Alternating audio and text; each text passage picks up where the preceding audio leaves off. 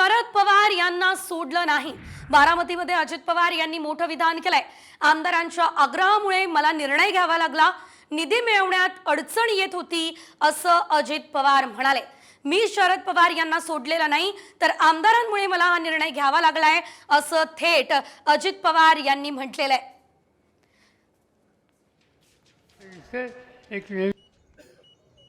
अजित पवारनी हे आता साहेबांना सोडायला नको होतं। मित्रांनो, मी साहेबांना सोडलेलं नाही। मी साहेबांना सांगत होतं साहेब सगळ्या आमदारांचं मत आहे, माझे एकट्याचं मत नव्हतं, सगळ्यांच्या सह्या आहे। सगळ्यांचं मत आहे की सरकारमध्ये जावं, का तर कामाला स्टे आला होता। इथं आता कोण बसेल समाजाला विचारा, राजवर्धनला विचारा, आपण मंजूर केलेल्या कामाला स्टे आला 25-15 वगैरे म्हणले हे तापच झाला। म्हणलं लोक मला वेळातच काढतील, पैसे पाठवले, पुन्हा स्टे दिला, स्टे बी नव्हता दिला, मी विरोधी पक्ष नेता होतो तुमचा, स्टे त्या सरकारने दिला। तर मी शरद पवार यांना सोडलेला नाही असं थेट अजित पवार म्हणालेले आहेत। निधी मिळवण्यात अडचण येत होती म्हणून निर्णय घेतला असंही अजित पवार यांनी म्हटलेलं आहे। सर्वांच्या सह्या होत्या असंही त्यांनी म्हटलं। अधिकचे अपडेट या संदर्भात घेऊयात आमचे प्रतिनिधी मंगेश कचरे यांच्याकडून। मंगेश, नेमकं अजित पवार यांनी मोठं विधान केलेलं आहे, काय त्यांचं म्हणणं आहे सविस्तर? नक्कीच आज उपमुख्यमंत्री अजित पवार हे बारामतीच्या दौऱ्यावर होते। आज त्यांच्या प्रचार दौऱ्यानिमित्त बारामती तालुक्यातील ढाकळे गावामध्ये ते प्रचार सभेमध्ये बोलत होते। त्यावेळी त्यांनी हा गौप्यस्फोट केला की मी शरद पवार साहेबांना सोडून गेलेलो नाही, सर्व आमदारांच्या सह्या होत्या, मात्र सरकारमध्ये गेलो तरच आपल्याला निधी मिळेल या असं विधान उपमुख्यमंत्री अजित पवार यांनी केलं। निश्चितच धन्यवाद मंगेश, दिलेल्या सर्व अपडेटसाठी। मोठं विधान या ठिकाणी आता अजित पवार यांनी केलेलं आहे। निधी मिळवण्यात अडचण होती असं अजित पवार यांचं म्हणणं आहे।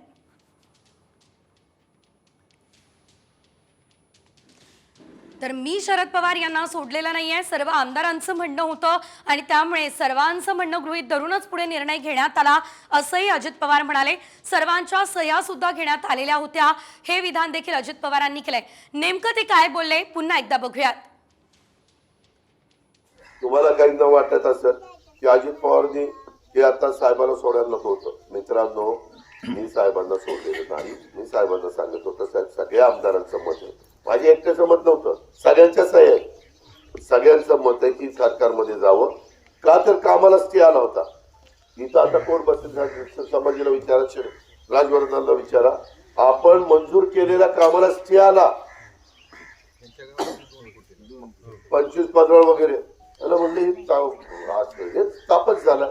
म्हणलं लोक मला वेळातच काढतील, पैसे पाठवले, पुन्हा स्टे दिला, स्टे बी नव्हता दिला, मी विरोधी पक्ष नेता होतो तुमचा, स्टे त्या सरकारने दिला।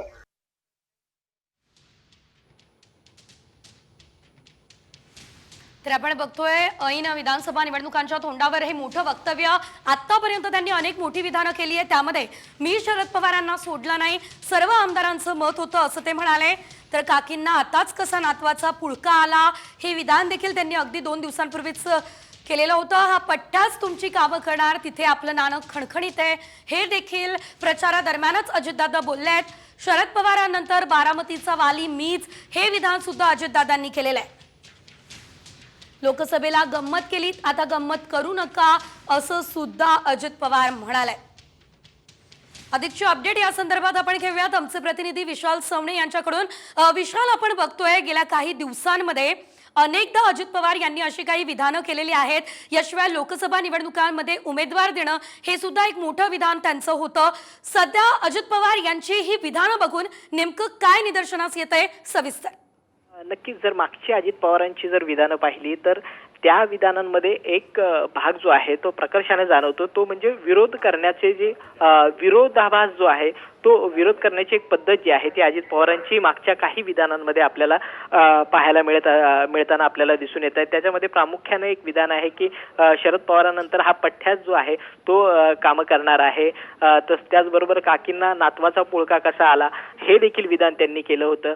त्याचबरोबर ती मी मुलासारखाच आहे, मी मुलगाच आहे, मात्र मुलाला बाजूला ठेवून तुम्ही नातवाला पुढे केलं, अशा स्वरूपाची ही विधानं जी आहेत ती मागच्या काही दिवसांमध्ये अजित पवार यांनी केल्याचं आपल्याला दिसून आलं।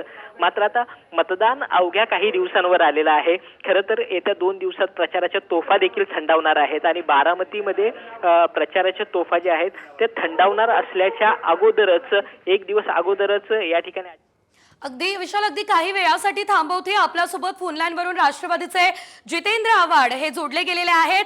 सर, आपण बघतोय अजितदादांची वारंवार अशी काही विधानं समोर येत आहे ज्यामुळे विधानसभा निवडणुकांच्या तोंडावर त्यांना नेमकं काय सांगायचं हे कळू शकत नाहीये. पुन्हा एकदा त्यांचं विधान आहे, मी काही शरद पवार यांना सोडलेलं नाही. आपल्याला नेमकं काय वाटतं? आपली पहिली प्रतिक्रिया काय आहे? आता कसे सारवा करण्याचं काम चालू आहे. या सगळ्या आमदारांना फोडण्यामागे, त्यांना बाहेर घेऊन जाण्यामागे सर्वात मोठी भूमिका ही अजितदादांचीच होती. आता त्यांनी घेतली तर ते घेतलं, उचललंय ते पाऊल तर त्यांनी मागे फिरू नये. कारण एवढ्या आमदारात जोड नाही की ते अजित पवारांना शरद पवारांविरुद्ध बोलायला लावतील किंवा जायला लावतील. सर, आपण जर बघितलं तर अगदी निवडणुकांच्या तोंडावर त्यांचं हे विधान आहे आणि 2 दिवसांपूर्वी ते असं देखील म्हणाले होते की केवळ भावनिक मतदान तुम्ही करू नका, बारामतीमध्ये विचार करून मतदान करा. त्यामुळे कुठेतरी हे जे भावनिक वारं वाहत आहे ते कुठेतरी बदलण्याचा प्रयत्न अजितदादा करताय का? या संदर्भात तुम्हाला नेमकं काय म्हणायचंय?